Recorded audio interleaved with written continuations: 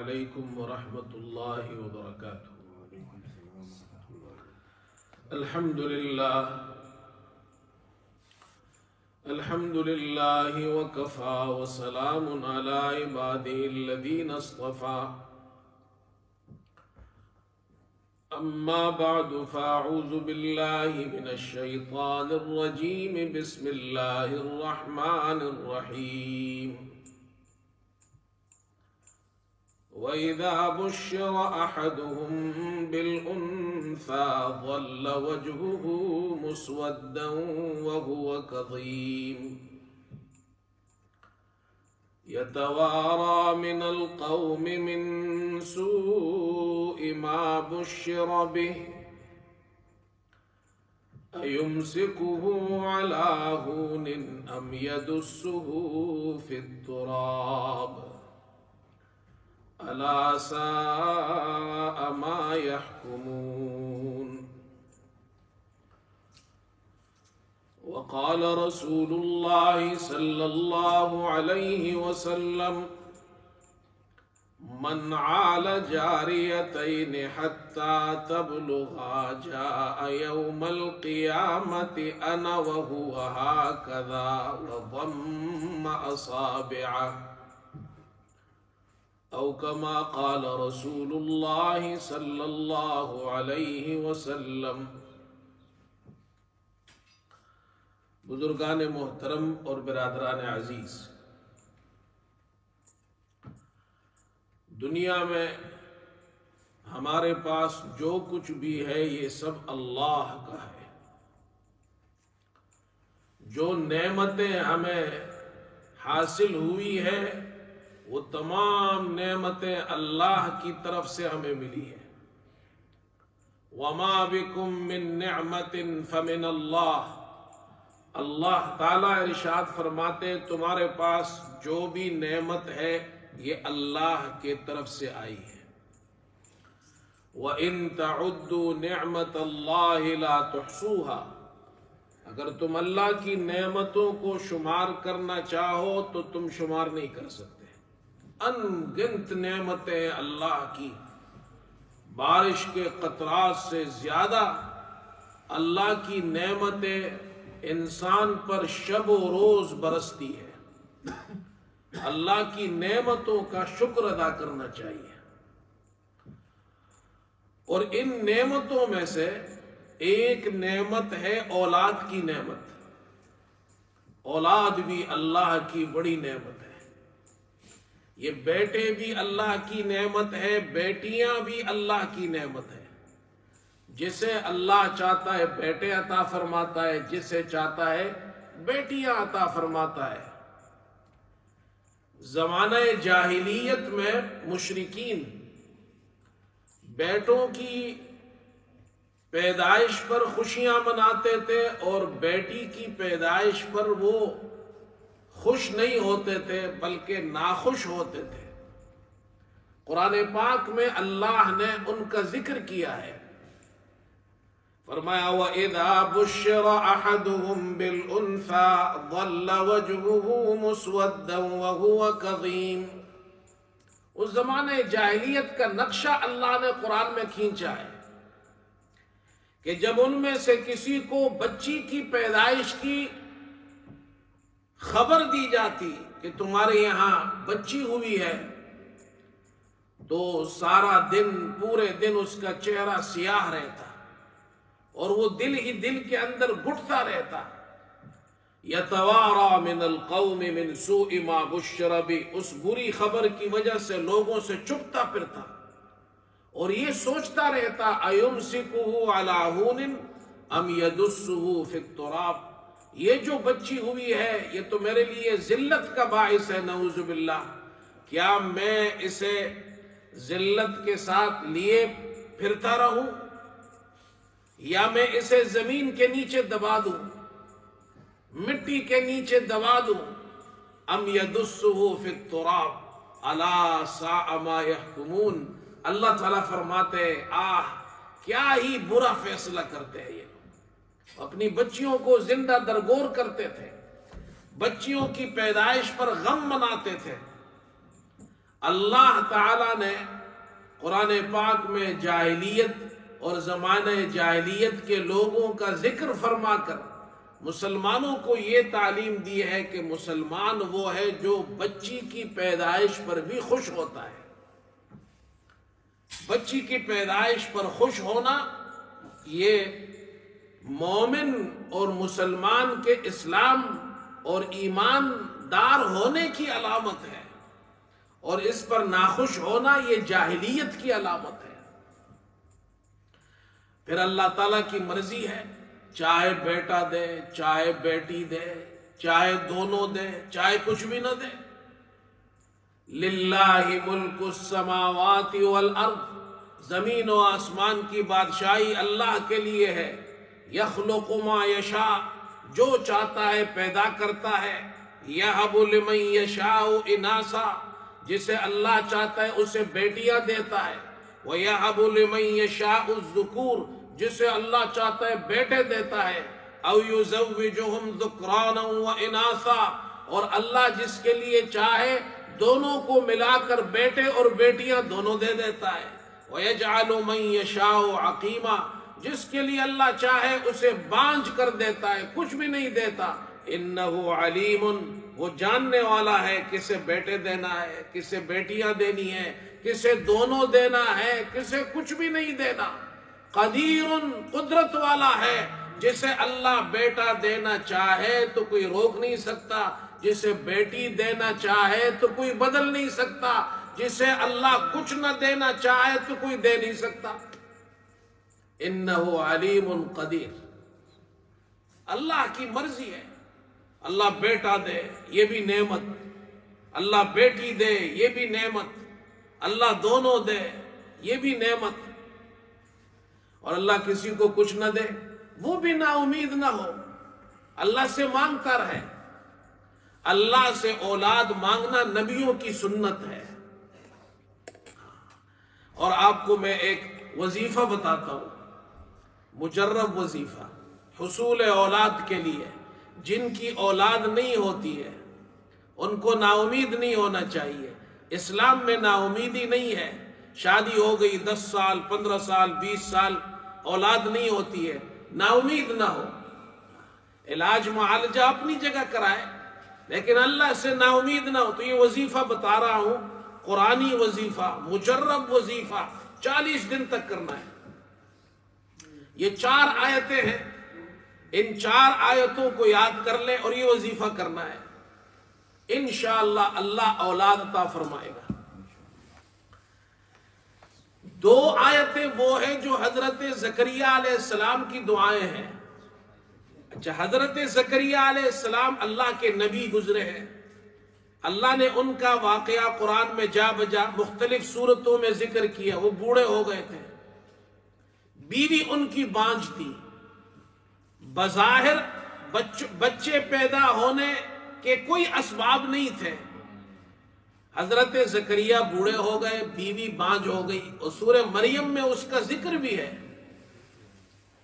لیکن انہوں نے اللہ سے دعا مانگی ہے۔ 2 دعائیں ہیں، تو یہ 2 دعائیں یہ پڑھنی ہے ہر نماز کے بعد 7 مرتبہ۔ پہلی دعا سورہ آل عمران میں اللہ تعالیٰ نے حضرت زکریا علیہ السلام کی دعا ذکر کی ہے۔ انہوں نے دعا مانگی، هُنَالِكَ دَعَا زَكَرِيَّا رَبَّهُ قَالَ رَبِّ هَبْ لِي مِن لَّدُنكَ ذُرِّيَّةً طَيِّبَةً إِنَّكَ سَمِيعُ الدُّعَاء۔ حضرت زکریا علیہ السلام نے دعا مانگی، اے اللہ مجھے پاکیزہ اولاد عطا فرما، تو ہی دعا کو سننے والا ہے۔ یہ ایک دعا ہو گئی۔ سورہ آل عمران کی آیت نمبر 38 ربی ہب لی من لدنک ذریۃ طیبہ۔ دوسری دعا سورہ انبیاء میں ہے، آیت نمبر 89، آیت نمبر 89، وہ حضرت زکریا علیہ السلام کی دعا ہے۔ وَزَكَرِيَّا إِذْ نَادَى رَبَّهُ رَبِّ لَا تَذَرْنِي فَرْدًا وَأَنْتَ خَيْرُ الْوَارِثِينَ۔ یہ دعا مانگنی ہے ہر نماز کے بعد 7 مرتبہ۔ رب لا تذرنی فردا وانت خیر الوارثین، اللہ مجھے اکیلا نہ چھوڑ، تو بہترین وارث ہے۔ یہ دو دعائیں ہو گئی، سورہ آل عمران کی آیت نمبر 38، سورہ انبیاء کی آیت نمبر 89، ہر نماز کے بعد 7 مرتبہ پڑھنی ہے۔ اس کے ساتھ 40 دن تک یہ عمل کرنا ہے۔ یہ بزرگوں سے منقول ہے، مجرب عمل ہے، قرآنی آیات سے ہے۔ سورہ زاریات میں 27واں سپارہ جہاں شروع ہوتا ہے، بالکل ابتدا میں سورہ زاریات کی آیت نمبر 47 آیت نمبر 48 کرنا کیا ہے؟ یہ مجرب وظیفہ بتایا ہے بزرگوں نے۔ میاں بیوی 2 انڈے لیں، 2 انڈوں کو ابال دیں، ابالنے کے بعد ایک انڈے پر سورہ زاریات کی آیت نمبر 47 لکھے، وَالسَّمَاءَ بَنَيْنَاهَا بِأَيْدٍ وَإِنَّا لَمُوسِعُونَ، دوسرے انڈے پر لکھے وَالْأَرْضَ فَرَشْنَاهَا فَنِعْمَ الْمَاهِدُونَ۔ اور یہ جو پہلا والا انڈا ہے جس میں آیت نمبر 47 ہے، صبح ناشتے میں یہ شوہر کھا لے، اور جو دوسرا انڈا ہے جس پر آیت نمبر 48 لکھی ہے، یہ بیوی کھا لے۔ اور یہ دونوں میاں بیوی روزانہ ناشتے میں یہ انڈے اس طرح لکھ کر یہ آیتیں اس کو کھائے، 40 دن تک یہ عمل کرے، اور آپس میں میاں بیوی ملاپ بھی کرے۔ اللہ والے بتاتے ہیں یہ قرآنی آیات، اور وہ جو 2 آیات شروع میں بتائی ہر نماز کے بعد 7 مرتبہ پڑھے، اللہ ان کو اپنے فضل سے اولاد عطا فرمائے گا۔ یہ ہے اولاد کے لیے وظیفہ۔ قرآن کے اندر یہ آیات ہیں، انبیاء کی دعائیں ہیں۔ تو بہرحال میں یہ عرض کر رہا تھا، اللہ کی مرضی ہے، جسے چاہے لڑکا دے، جسے چاہے لڑکی دے، جسے چاہے دونوں دے، جسے چاہے کچھ بھی نہ دے۔ جن کے پاس کچھ بھی نہیں ہے وہ اللہ سے مانگے، نا امید نہ ہو۔ تو اولاد اللہ کی بڑی نعمت ہے۔ اسلام میں سمجھایا بچی کی پیدائش پر بھی خوش ہو، اور آپ صلی اللہ علیہ وسلم نے بچیوں کی پیدائش اور اس کے بعد ان کی تربیت پر فضیلتیں سنائی ہیں۔ مسلم شریف کی روایت ہے، آپ صلی اللہ علیہ وسلم نے ارشاد فرمایا، من عال جاریتین، جس نے 2 بچیوں کی پرورش کی، حتی تبلغا، یہاں تک کہ بالغ ہو گئی، جاء یوم القیامت، یہ آدمی قیامت میں اس حال میں آئے گا کہ انا وہو ہکذا وضم اصابعہ، آپ نے اپنی یہ 2 انگلیاں اس طرح اکٹھی کی، فرمایا جس طرح یہ 2 انگلیاں اکٹھی ہے، یہ شخص جس نے اپنی 2 بچیوں کی تربیت کی ہے، یہ قیامت میں اس طرح آئے گا کہ میں اور یہ دونوں جنت میں اس طرح اکٹھے ہوں گے۔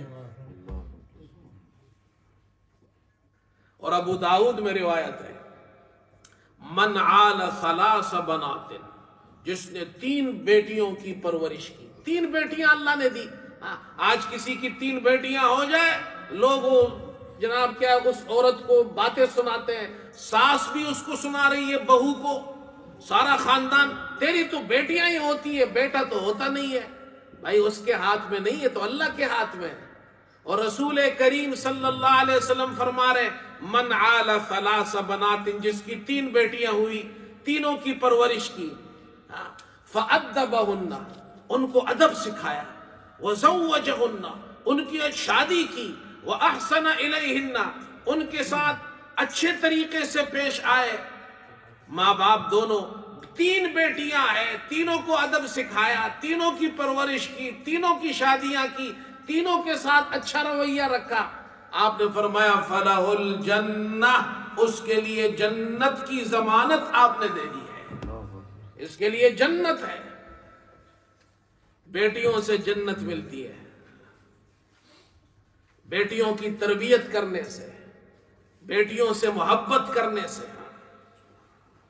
تو ایک طرف یہ جو موضوع میں نے شروع کیا ہے، یہ اسکول کالج کی چھٹیاں ہیں نا، ہمارے بچے بچیاں وہ مسجد میں بھی آئے ہیں، نوجوان آئے ہیں تو خاص طور پر ایک طرف تو یہ سمجھنا چاہیے کہ اولاد اللہ کی بڑی نعمت ہے، اولاد اللہ کی بڑی نعمت ہے۔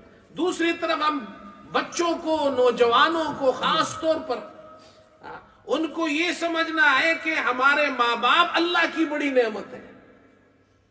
ماں باپ یہ سمجھے ہماری اولاد اللہ کی نعمت ہے، اور بچے کیا سمجھے، نوجوان بچے بچیاں انگلینڈ میں رہتے ہیں، بڑے ہو گئے، کالج میں جا رہے ہیں، یونیورسٹی جا رہے ہیں، او جی میرا باپ تو وہ تو پینڈو ہے، وہ تو گاؤں سے آیا، اس کو کیا پتا، میری ماں کو کیا پتا۔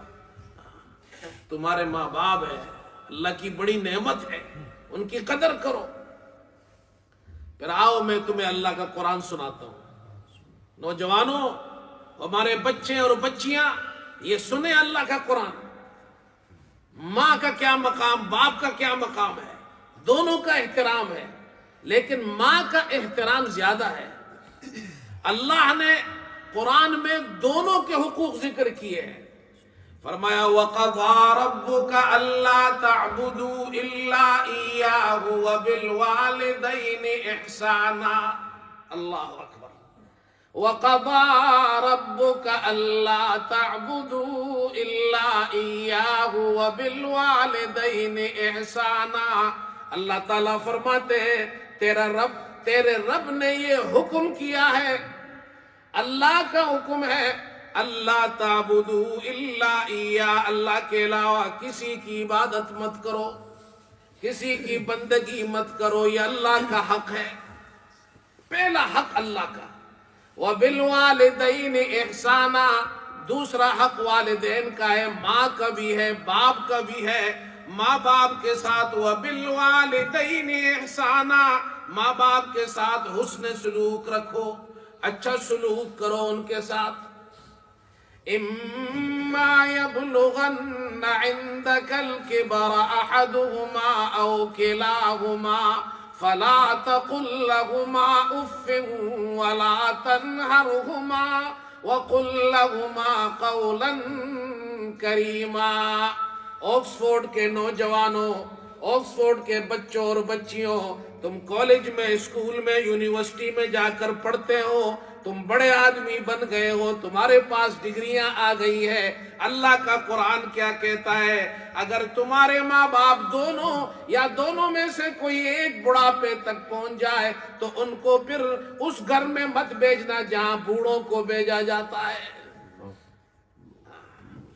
اولڈ پیپل ہوم میں نہیں بھیجنا، اولڈ پیپل ہوم میں اپنے بوڑھے ماں باپ کو نہیں بھیجنا۔ اللہ تو کہتا ہے اما یبلغن عندک الکبر احدہما او کلاہما، اگر تمہارے ماں باپ دونوں یا ان میں سے کوئی ایک بوڑھا ہو جائے، اولڈ ہو جائے، بیمار ہو جائے، بوڑھا ہو جائے، ڈسیبل ہو جائے، اللہ نہ کرے اللہ ان کو لمبی صحت دے، لمبی عمر دے صحت کے ساتھ، لیکن اگر ہو جائے پھر اولڈ پیپل ہوم میں نہیں بھیجنا، بلکہ اپنے گھر میں رکھنا، ان کی خدمت کرنا۔ فَلَا تَقُل لَّهُمَا أُفٍّ، اگر وہ کوئی بات کرے تمہیں اچھی نہ لگے تو اف بھی نہیں کہنا۔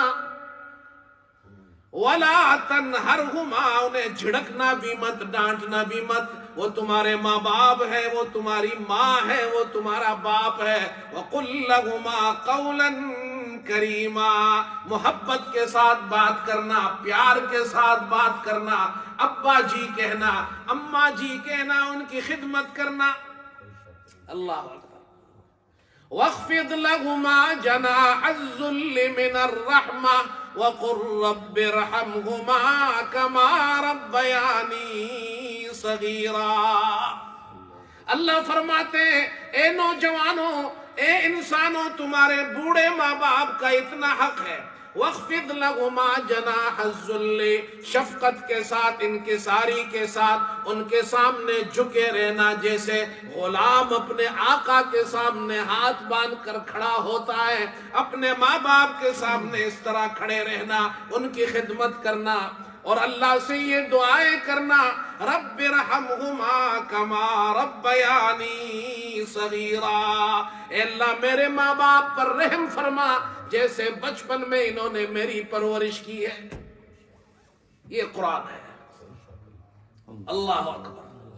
ساری زندگی یاد رکھو، ساری زندگی اگر ہم مل کر ماں باپ کے سامنے اس طرح ہاتھ باندھ کر کھڑے رہے، جی جی کرتے رہے، ان کی خدمت کرتے رہے، ان کے پاؤں دھوتے رہے، ان کی جوتیاں ٹھیک کرتے رہے، خدا کی قسم ساری زندگی بھی گزر جائے ہم ان کا حق نہیں ادا کر سکتے۔ امام بخاری رحمت اللہ علیہ نے ان کی ایک کتاب الادب المفرد، انہوں نے واقعہ نقل کیا ہے۔ عبداللہ ابن عمر رضی اللہ تعالی عنہما حرم شریف میں بیٹھے بیت اللہ کے سامنے،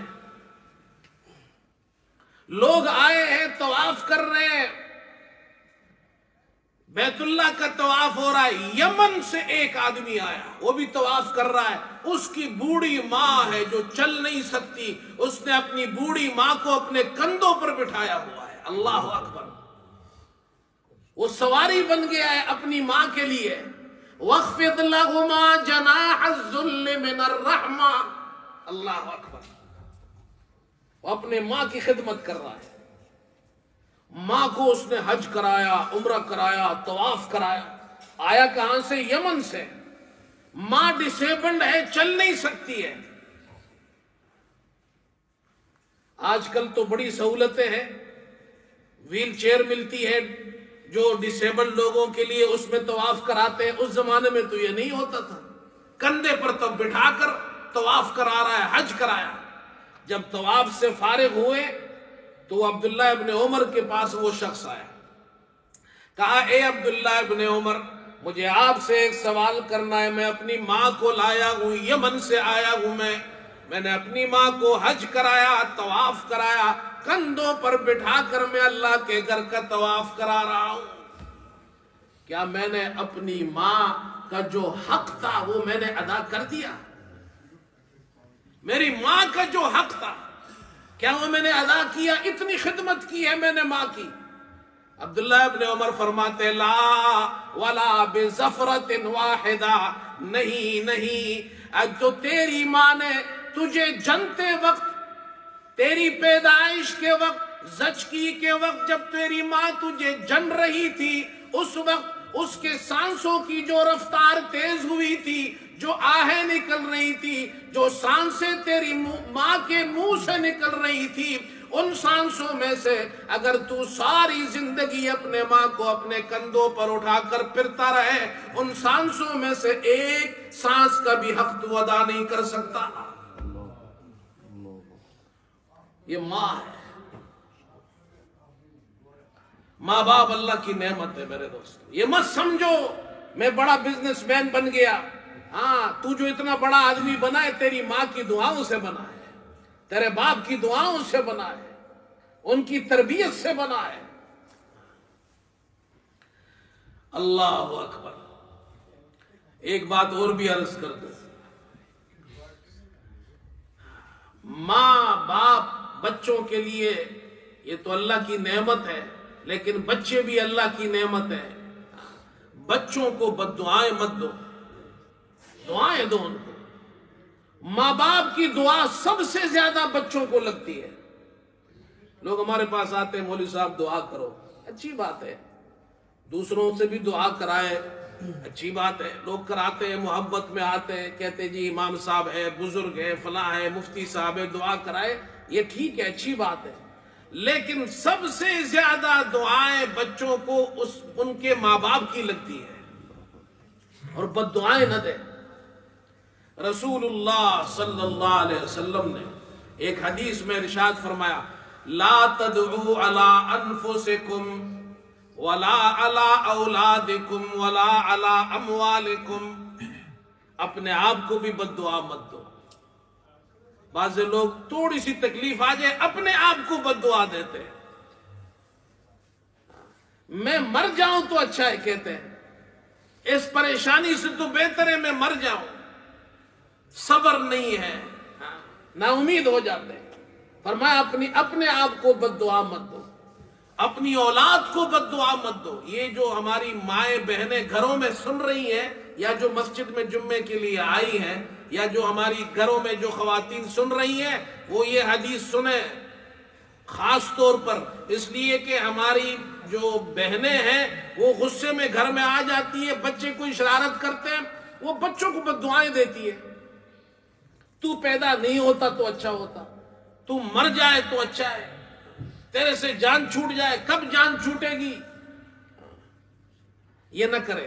ماں کبھی بد دعا دیتی ہے، دل سے نہیں دیتی ہے، وہ تو محبت کرتی ہے، غصے میں کہہ دیتی ہے۔ آپ نے فرمایا، آپ صلی اللہ علیہ وسلم نے فرمایا، نہیں ایسا نہیں کرو، لا تدعوا علی اولادکم ولا علی اموالکم، اپنے مال کو بھی بد دعا مت دو۔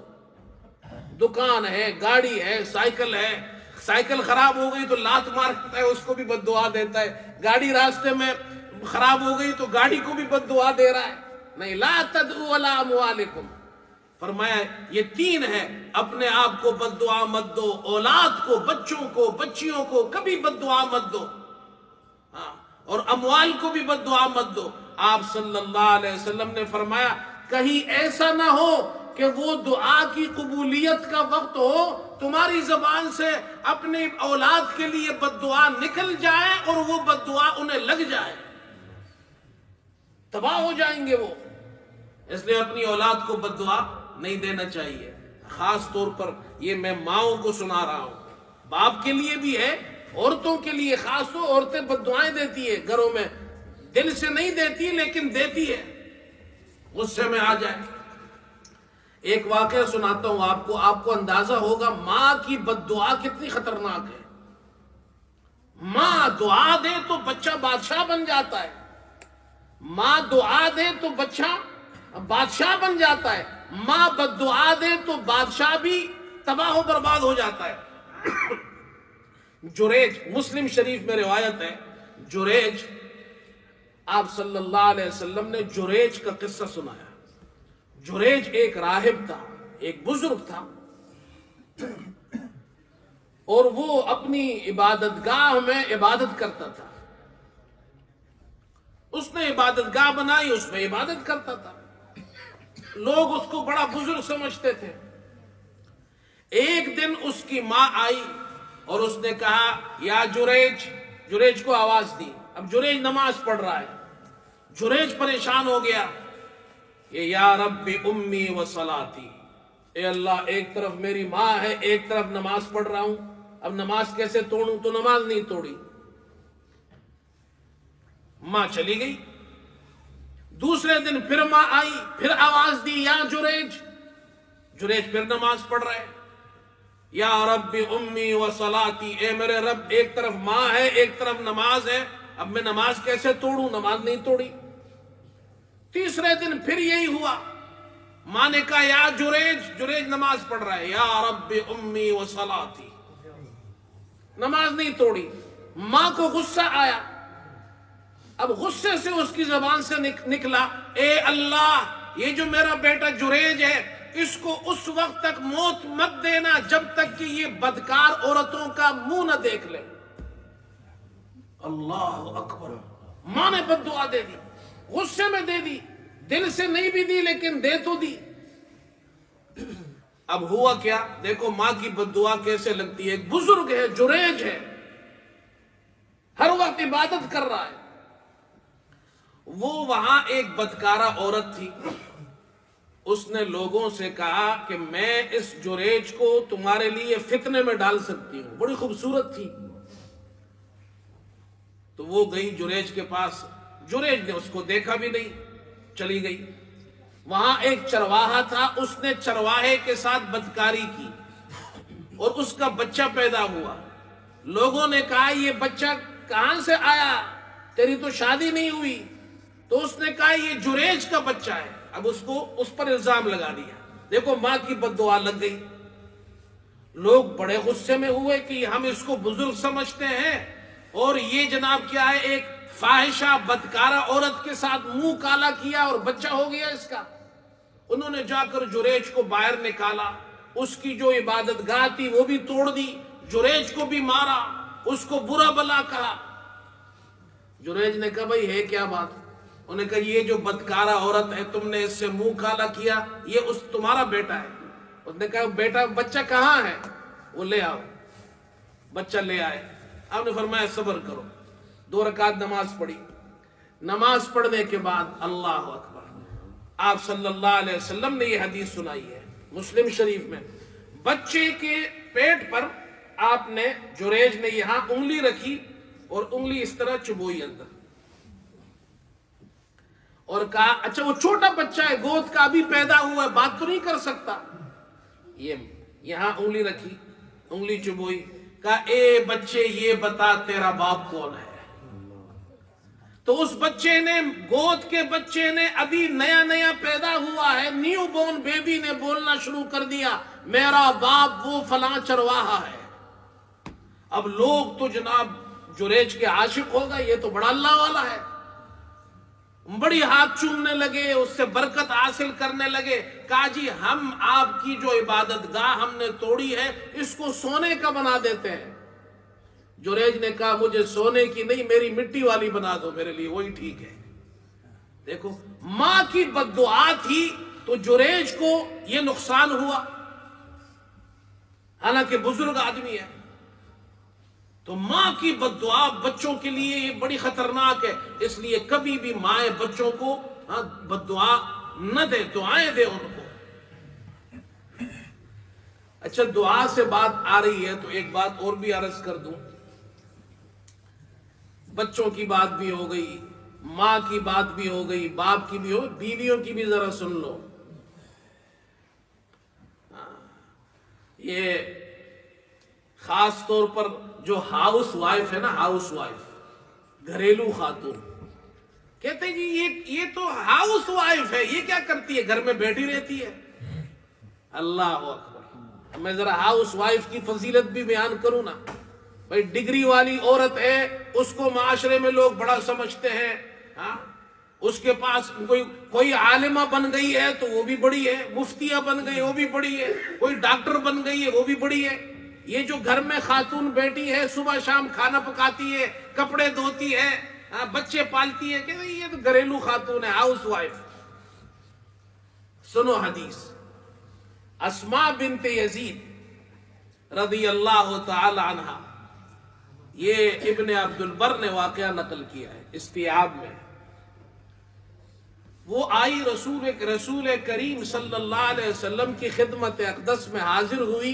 ए अल्लाह के रसूल, मैं तमाम औरतों की तरफ से नुमाइंदा बनकर आई हूं,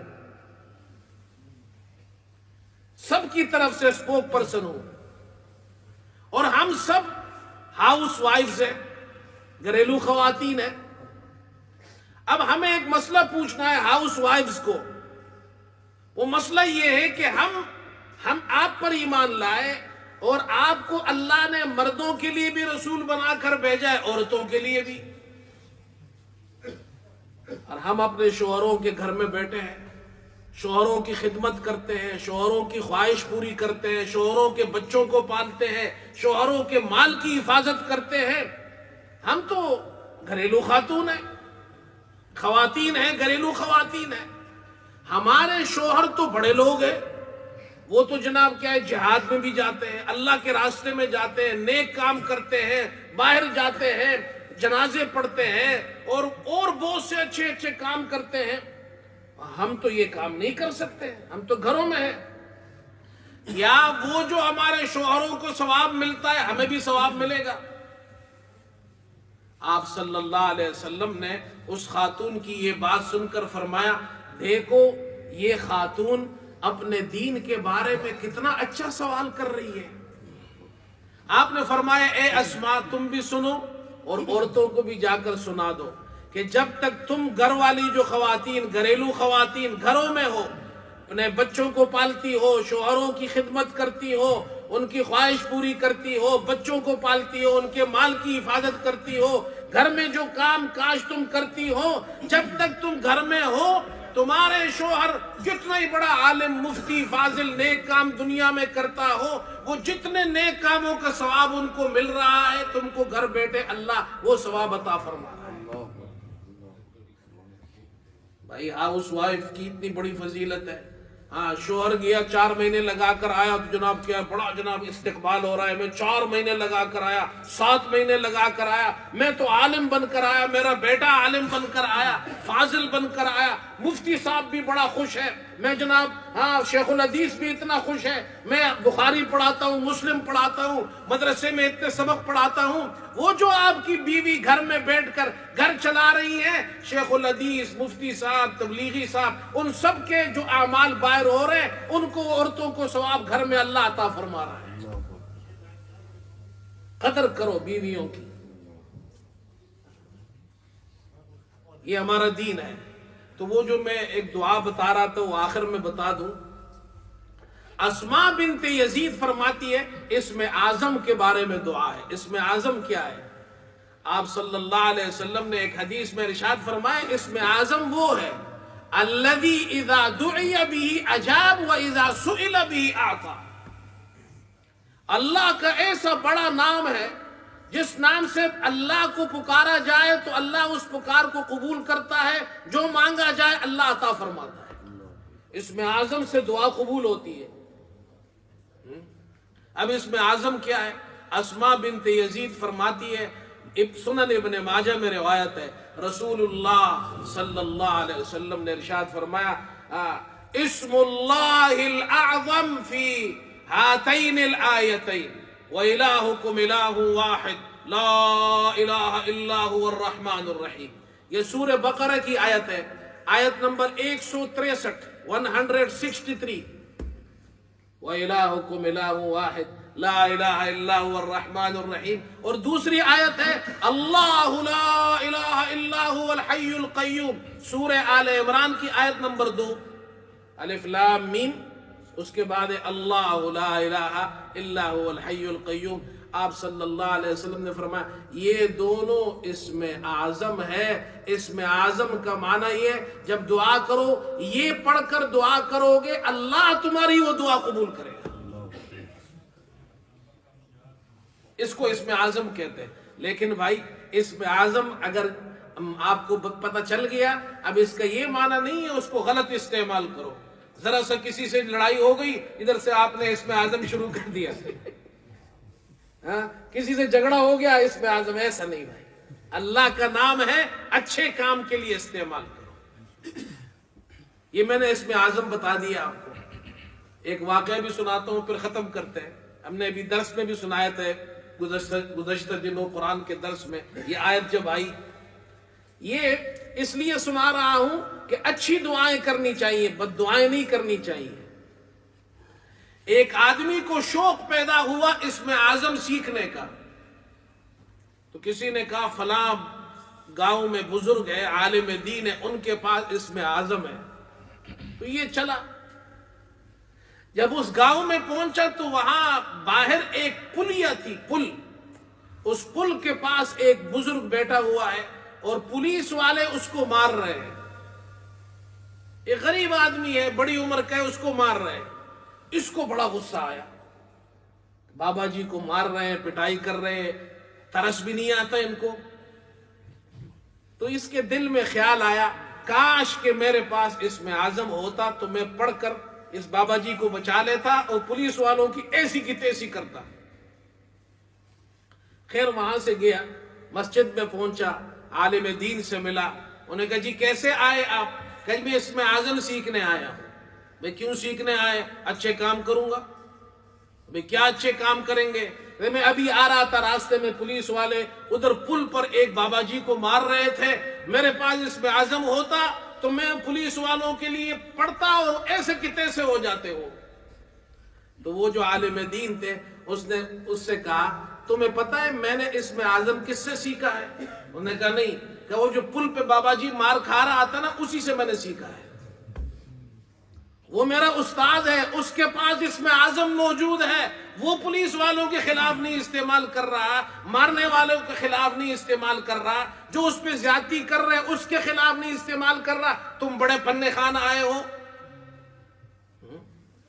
تو دعائیں کیسی کرنی چاہیے؟ اچھی دعائیں. ہمارے والد صاحب ہمیں یہ ہمیشہ فرماتے تھے کسی کو بد دعا نہ دو, غصے میں بھی نہ دو, اچھی دعائیں دینی چاہیے، سارے مسلمانوں کو دینی چاہیے۔ اللہ ہم سب کو عمل کی توفیق عطا فرمائے۔ وآخر دعوانا ان الحمد للہ رب العالمین۔